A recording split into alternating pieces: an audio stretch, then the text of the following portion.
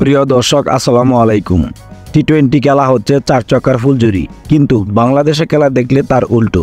এই তো সুপার 8-এ ভারতের বিপক্ষে ম্যাচটিতে বাংলাদেশ যখন ব্যাটিং করেছে তখন এটাকে টি-20 ম্যাচ মনেই হয়নি, কেননা বাংলাদেশ এমনভাবে ব্যাট করেছে এটি যে টি-20 খেলা তাদের কাছে মনেই হয়নি। কিভাবে যে চার চক্কা মারতে হয় বাংলাদেশের ব্যাটাররা তা হয়তো জানেনই না।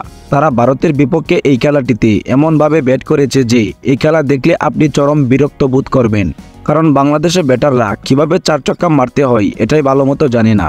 তারা মাঠে ব্যাট করতে এসে একের পর এক ডট বল খেলে এবং দলকে চাপের মুখে ফেলে চলে যায়। এমন একজন ব্যাটসম্যান নেই যে বাংলাদেশে টি-20 খেলা খেলবে। তারা সবাই টেস্ট খেলছে, তবে টেস্ট খেলা তো উইকেট ধরে রাখা হয়, কিন্তু এখানে তারা উইকেটও ধরে রাখতে পারছে না। আসলে এমন দল নিয়ে বিশ্বকাপ জেতা তো দূরের কথা, কোনো ম্যাচে জেতা সম্ভব নয়।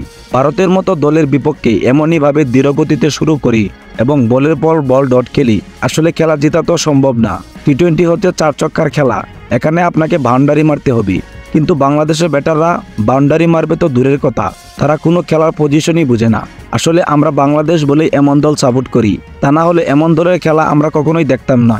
বাংলাদেশ ক্রিকেট বোর্ডের এত টাকা দিয়ে কি করবি? না পারছে টি-20 খেলাটাকে উন্নয়ন করতে, না পারছে নতুন নতুন ব্যাটার দলে যুক্ত করতে।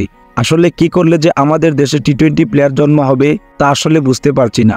বাংলাদেশে ক্রিকেটের বড় সমস্যা হচ্ছে হিটার ব্যাটসম্যান। যতদিন পর্যন্ত হিটার ব্যাটসম্যান বাংলাদেশ দলে যুক্ত না হবে ততদিন পর্যন্ত বাংলাদেশের এই সমস্যার সমাধান হবে না বলে আমি মনে করি।